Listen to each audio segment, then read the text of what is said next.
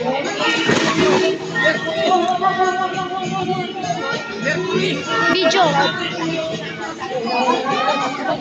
Nagbibideo ko. Ayan guys, for today's video, nag-swimming kami. Nag-swimming kami. Baka mabasa yung cellphone kaya yun lang. Yan po yung mga tao. Nandito po kasi sa Milagro sa